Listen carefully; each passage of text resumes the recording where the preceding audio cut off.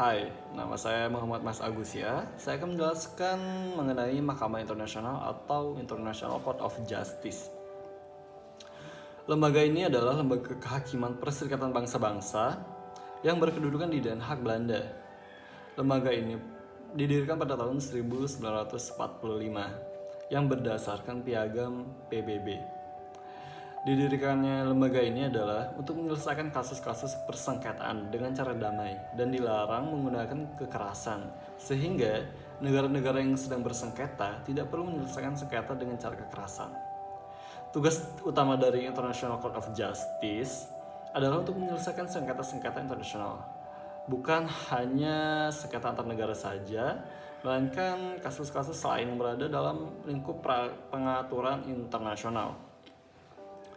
Dalam menyelesaikan sengketa antar negara, International Court of Justice mempunyai kewenangan atau yurisdiksi yang meliputi kewenangan untuk memutuskan perkara-perkara para pihak yang bersengketa dan kewenangan untuk memberikan opini-opini atau nasihat kepada negara-negara yang meminta. Selain itu, International Court of Justice juga dapat memberikan opini atau nasihat yang diminta oleh Majelis Umum dan Dewan Keamanan PBB, serta badan-badan lain dari PBB selama diizinkan oleh Majelis Umum.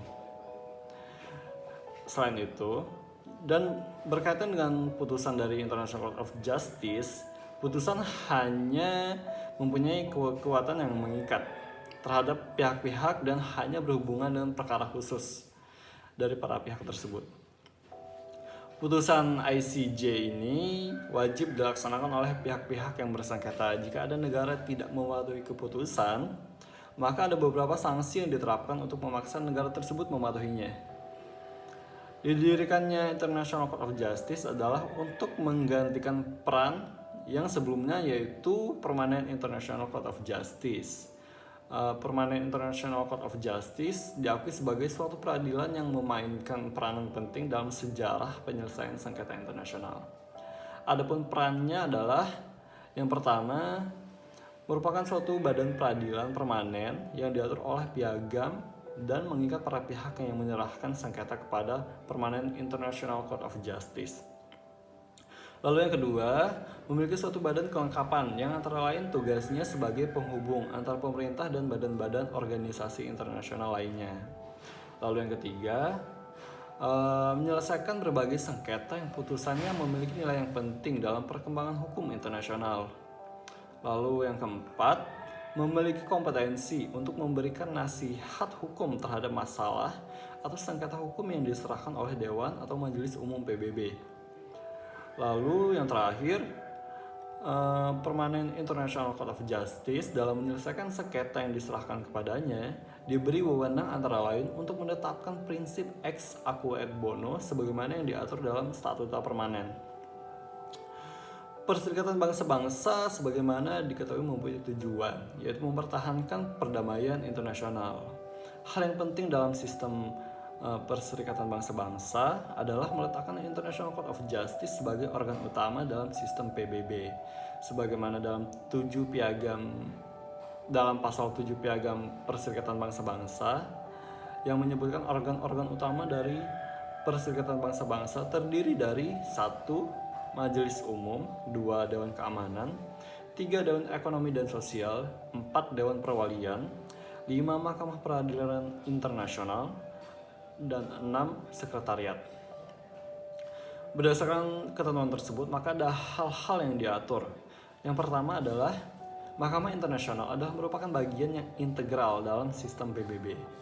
Lalu yang kedua, semua anggota PBB menjadi pihak International Court of Justice.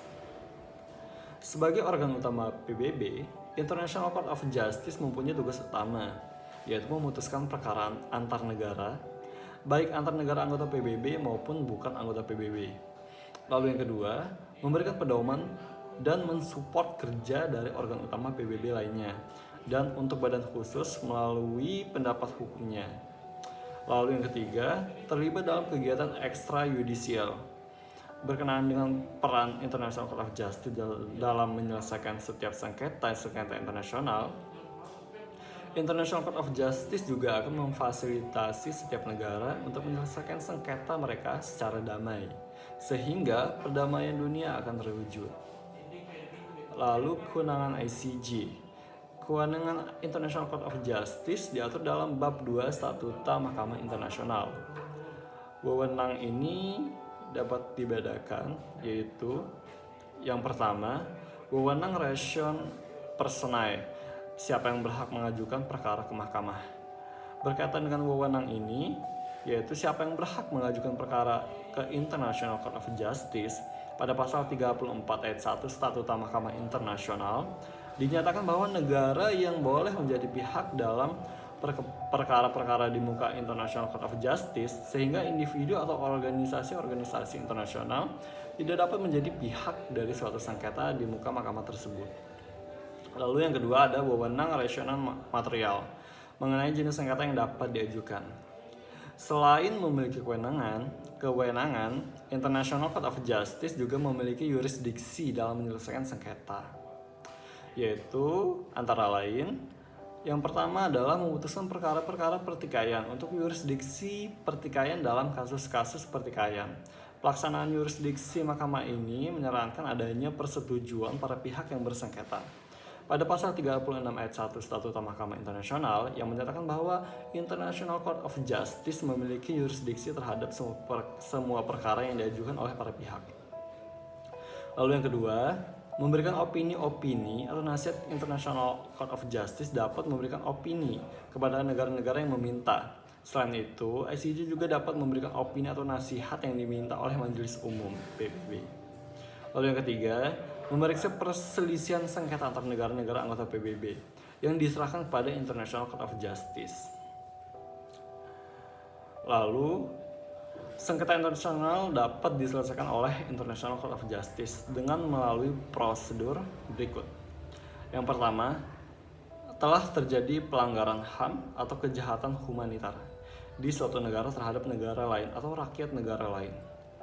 Lalu yang kedua, ada pengaduan dari korban dan pemerintah negara yang menjadi korban terhadap pemerintahan dari negara yang bersangkutan karena didakwa telah melakukan pelanggaran HAM atau kejahatan humanitar lainnya.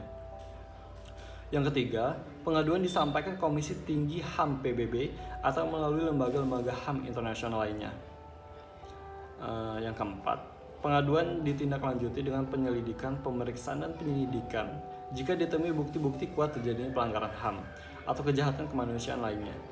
Maka pemerintah dari negara yang didakwa melakukan kejahatan humaniter dapat diajukan ke International Court of Justice. Lalu yang kelima, dimulailah proses peradilan sampai dijatuhkan sanksi. Sanksi dapat dijatuhkan bila terbukti bahwa pemerintahan atau individu yang bersangkutan telah melakukan pelanggaran. Prosedur penyelesaian sengketa internasional yang ditangani oleh International Court of Justice juga dapat dikelompokkan dalam dua hal, yaitu yang pertama adalah adjudikasi, yaitu cara penyelesaian sengketa internasional dengan menyerahkan kepada lembaga peradilan untuk memutuskan sengketa. Lalu yang kedua adalah arbitrase, yaitu cara penyelesaian melalui prosedur ad hoc atau khusus atau melalui perundingan yang ditengahi oleh pihak ketiga. Demikian penjelasan dari saya, lebih kurang mohon maaf. Wassalamualaikum warahmatullahi wabarakatuh.